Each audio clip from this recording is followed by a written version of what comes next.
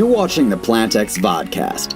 Join us as we explore the inner workings of all things plant-based and all things PlantX, from the products and lifestyles to the people behind them. Now welcome our host, the man who combined his love of e-commerce and the plant-based lifestyle to create PlantX, Sean Dollinger.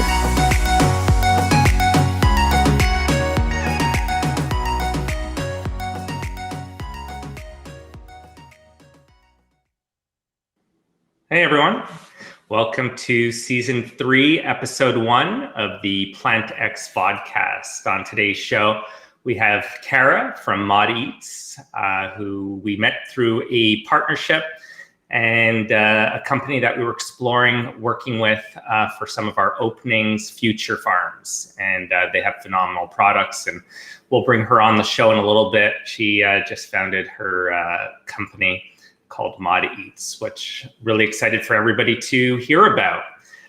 Hope everybody's having a great start to 2022 and everyone had a great holiday.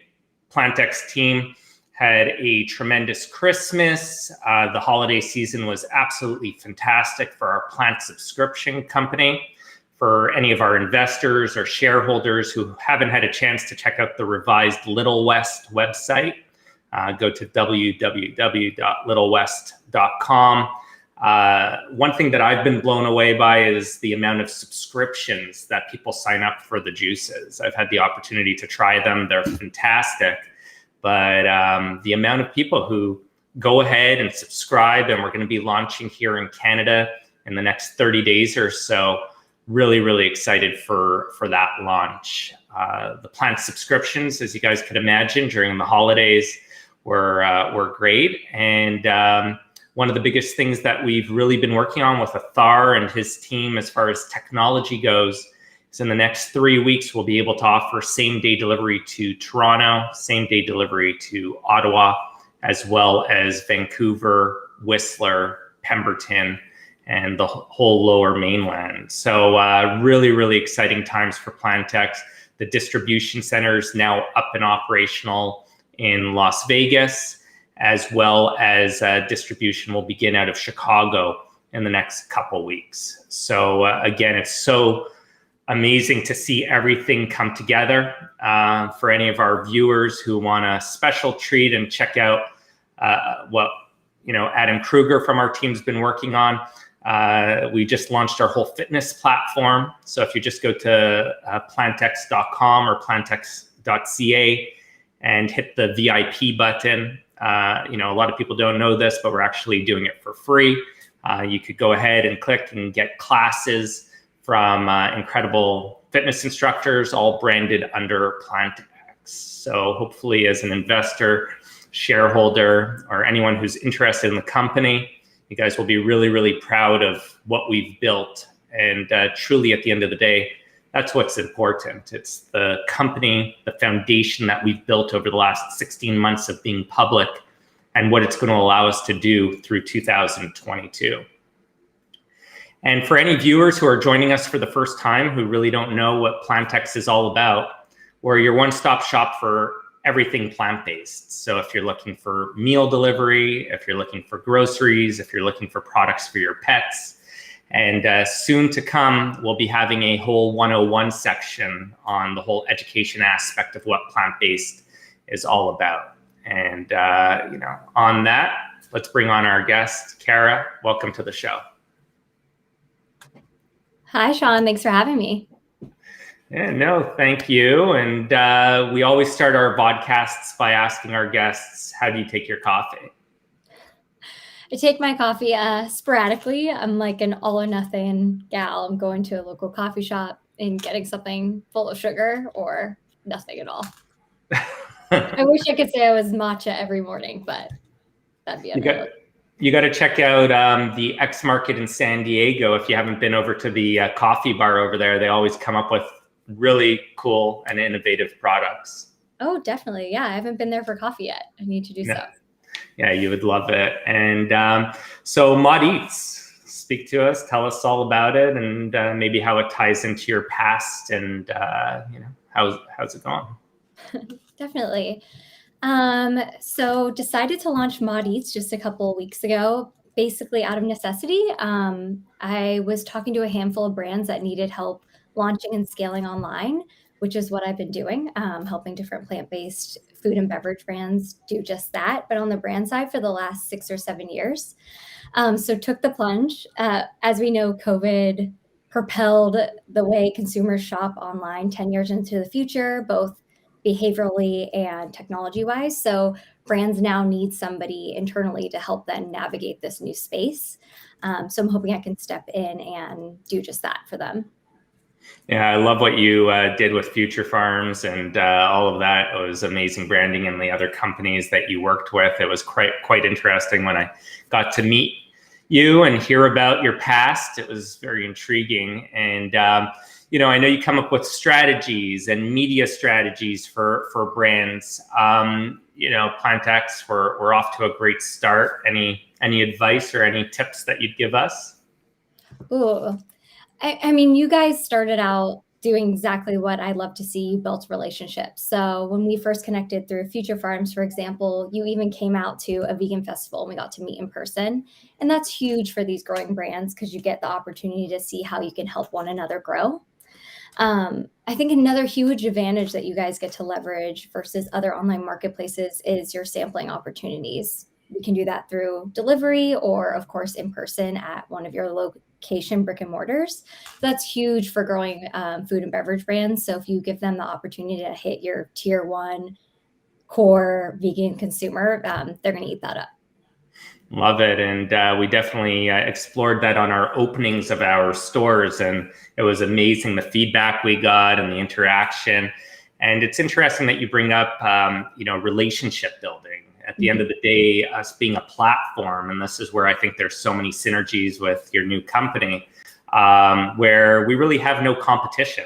The way we look at it is everybody's our partners, and the stronger the relationship is, the better the partnership is. So really excited to, to see the overlap and explore the different partnerships that we could have in the future with you. As far as scaling, I know you were part of some companies, with obviously helping on the branding and marketing, then all of a sudden companies grow and then there's the whole scaling aspect. Any tips for any companies that are experiencing kind of those growing pains, et cetera? I think when it comes to scaling online, I mean, there's a handful of quick wins. The first thing is making sure your digital shelf is primed and ready to go. Everything is super clear and visual to the consumer. You don't have a bunch of fluff on your packaging images. You have clear call outs on the benefits, comparisons with your competitors, all within the imagery right off the bat. And then from a media or brick to click perspective, don't sleep on Instacart or affiliate partners like Ibotta, especially if you're trying to dive into the conventional consumer space. So it depends on where the brand is, if they're focusing on just D2C or if they're in a lot of, large scale retailers.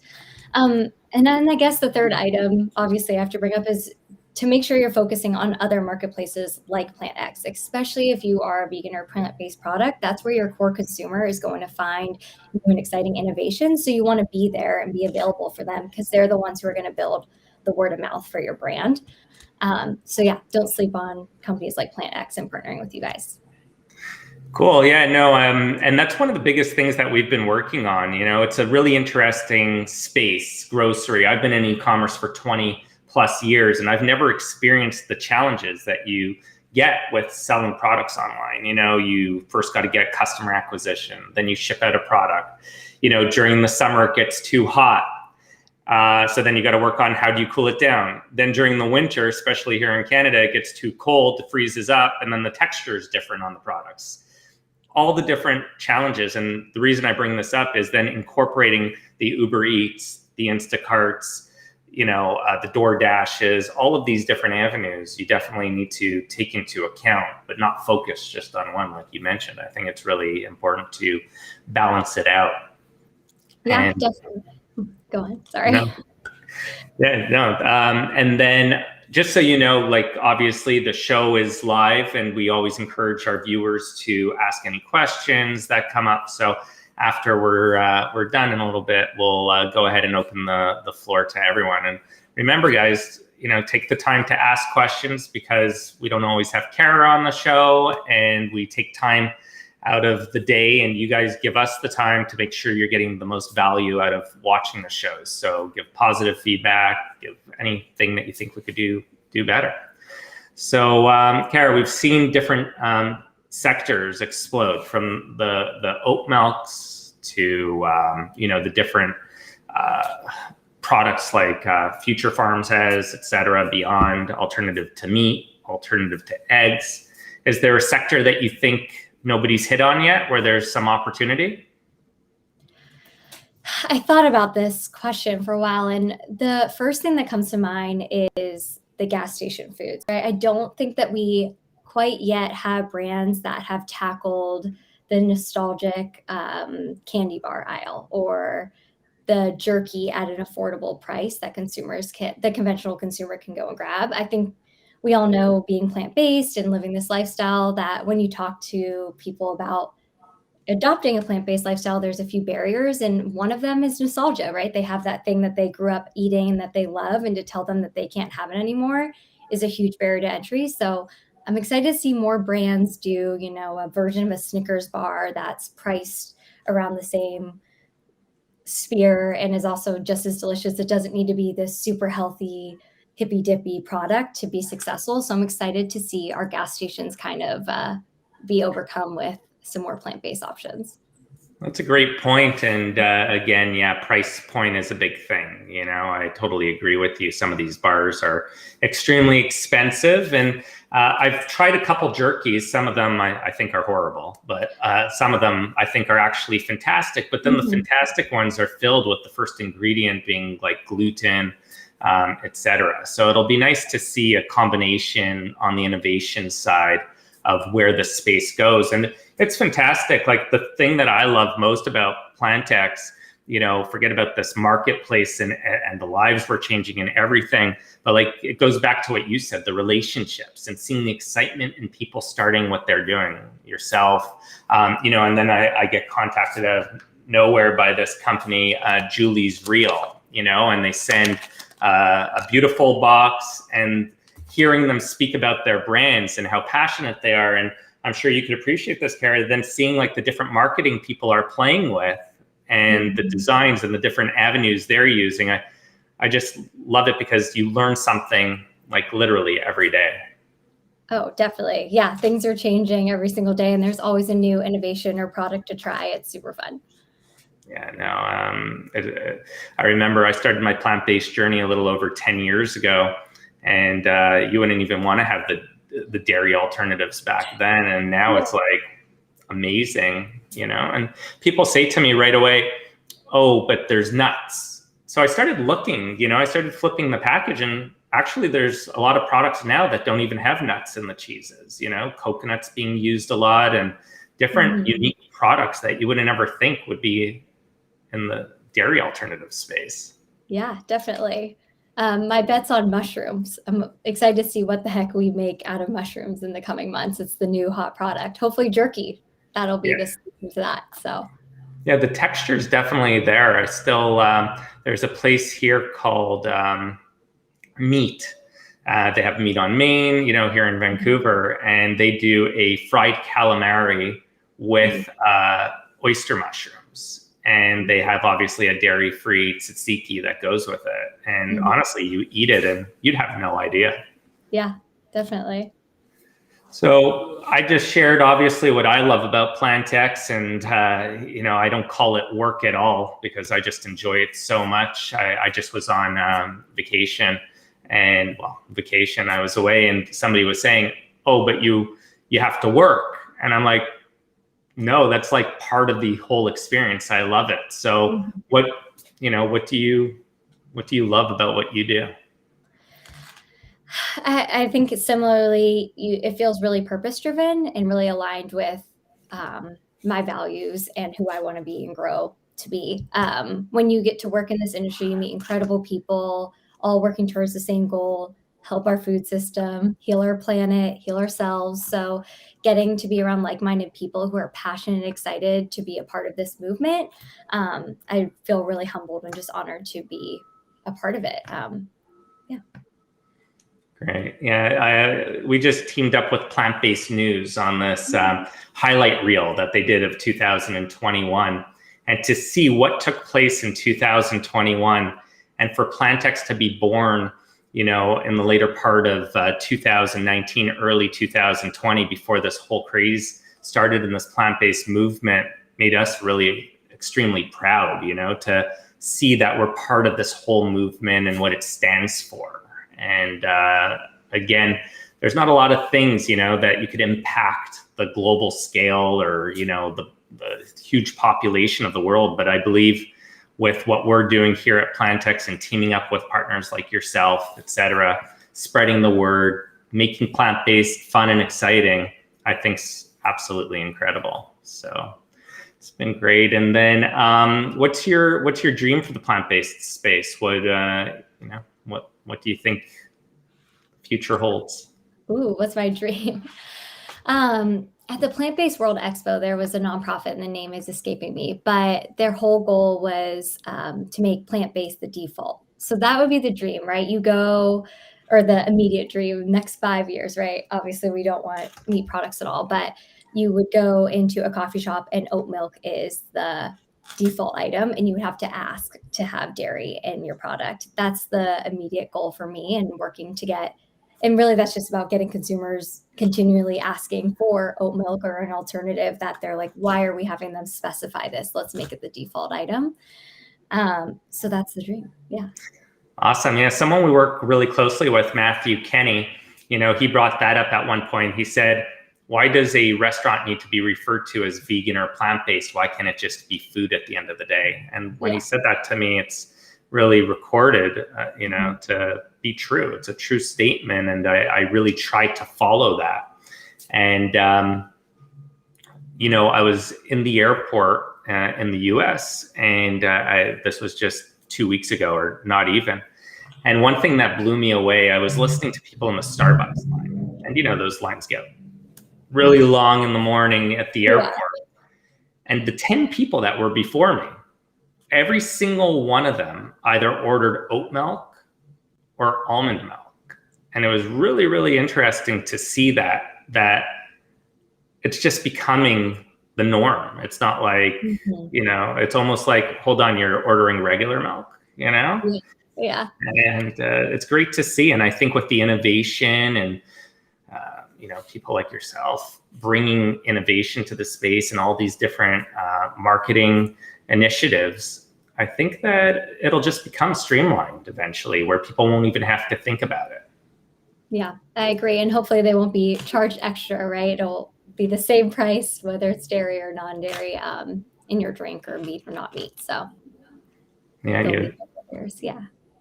yeah, you would think that it would be not as expensive, Yeah, cheaper would be great. That would be I always ideal. scratch my head when I'm at venues and the water costs more than Coke, when last time I looked, 90% of Coke is water. So how's there other ingredients in there and it's still cheaper than water? Definitely. And I wouldn't be a good vegan if I didn't also complain that the full veggie meal was the same price as a meat meal. It should be cheaper. Like, come on. Yeah, definitely. I would agree. So, so we have a whole bunch of people who wrote in today, and if you're good with it, we'd love to ask you a few of these questions. Yeah, let's hear it. We've got Stacy, who's been very active today. So before we get into the question, we'd love to send her out 12 Little West juices for her interaction and for her to try how amazing. I believe it or not, before we acquired Little West, I don't think I've had juice in probably 12, 13 years. And even when we acquired them, I still hadn't even tried the product, just heard that people loved it. And I was in San Diego not too long ago, and I tried one day, and I'm like, wow, this is fantastic. And then you start looking at all the vegetables in it, and I kind of got a little hooked. So love to send that out, because I just love to share how amazing the product is. Have you had a chance to try it yet? Me? No, I haven't. And you said they're local to San Diego. They're local to LA, and but they're sold at the Hillcrest store. When you go, we'll have to arrange for you to try some. Yeah, definitely. So Michael Grennan, who's always very active, says, is PlantX using the services of Mod Eats? Not at this time, but we'll be partnering together. So PlantX wouldn't necessarily hire me, but I would bring my clients to PlantX to sell with them or sample with them and market with them. Yeah, so that's the beauty, and where people would be going to Cara, startup companies, experienced companies, companies looking to scale, and then teaming up, for example, with PlantX to give them placement, for example, on the banners on our website or different positions in the stores, or like you said, Cara, tastings or other innovative ideas we could come up with. Again, Cara, what is the target audience of most plant-based e-commerce companies? Young, old, rich, middle class, poor, Canada, US, Europe? Oh, wow. That's a loaded question. It depends on the client, right? Not every client, even if they are plant-based product, is going after a core plant-based consumer. There's a lot of plant-based meats that are going after a flexitarian, whether that be somebody who picks up plant-based meat once a week or once a month. There's a lot of people aimed at the conventional consumer that's shopping at your local Albertsons or Ralph's. And then there's some that are going to be a Whole Foods or Erewhon product. So it really depends on the brand and how they're positioned from a pricing perspective, branding perspective, and how they want to grow. Awesome. I think that's a great reply.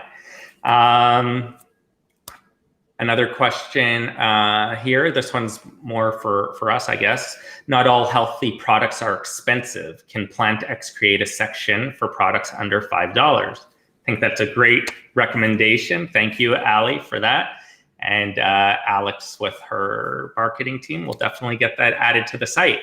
And the beauty about that is you'll see how quickly we could adapt to following a suggestion like that. So thanks, Ali, for that. Stacy, and this is to you, Cara, what are your favorite plant-based brands to look out for?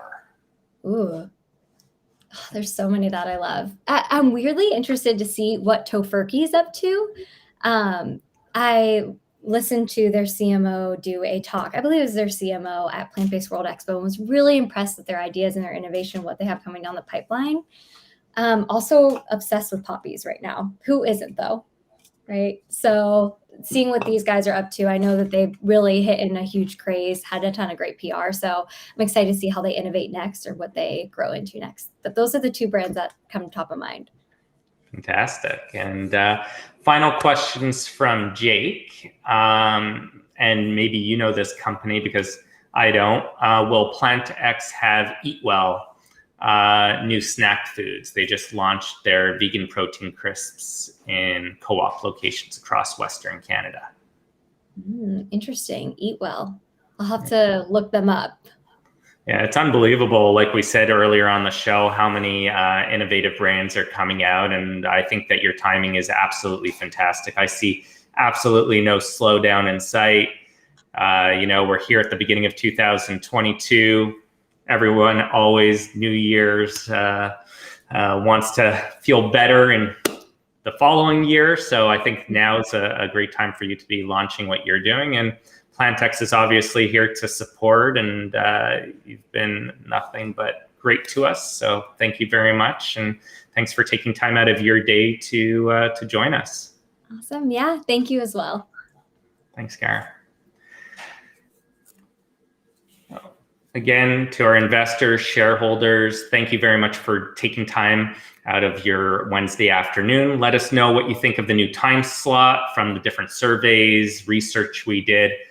Wednesday was a really hot time to go ahead and put season 3. Somebody who's always extremely supportive of our show, who always tunes in. Today's his 91st birthday. Morris, happy birthday. And hopefully you're having a nice dinner and you get to enjoy the show later on. Thanks always for your advice and feedback, and always wanting PlantX to get to the next level. You were one of the original investors in the company. And hopefully you're proud of where we've taken this business in just 16 months. And, on that note, I get called all the time by investors and shareholders asking, what's the true value of the company and all these different things. And obviously, we're not in a position to answer those questions. I could always talk to you about the business itself and the business fundamentally, the way it's growing. I've never been part of a company that's grown at this accelerated rate in my life. And that takes teamwork, hard work, people working through the holidays. What our team does, I've never met a team that has ever come close to the talent and to the dedication our team has. When I get asked about our plant subscription company, so take a look for yourselves. We've now launched into Germany, and it's doing incredible. Julia's been doing an amazing job on that. We launch Austria tomorrow. We launch Ireland next week. We launched Bloombox USA. That's fully operational, so just go to bloomboxusa.com. We have the Spanish website fully translated to launch Bloombox in Spain. Italy. That's due to the technology that we've developed, that we could expand into countries at that accelerated rate. And Germany already doing, it's already on pace to do over $1 million this year on a site that was literally just launched a few weeks back. So hopefully that puts an indication on what we're actually building here at PlantX and the scalability that's there. So honestly, if somebody offered, and again, I am not a board member and I'm not on our management team, I'm the founder of the company. But in my opinion, if somebody said, hey, we're willing to offer you your full market cap just for the plant business, which is just one of our 20 verticals currently, I wouldn't even recommend to the board or to the management team to sell anything for the price that our market cap is at currently. But again, that's a bit of a side topic. I'm just speaking on our business itself and how amazing it is. So please go check out those websites. You could shop, you could buy gifts for whoever you want, and you'll understand what we're actually building here at PlantX. Till next time, stay curious, stay planted, stay healthy. Thanks for watching the PlantX Vodcast. Don't forget to hit the like button and subscribe to the channel.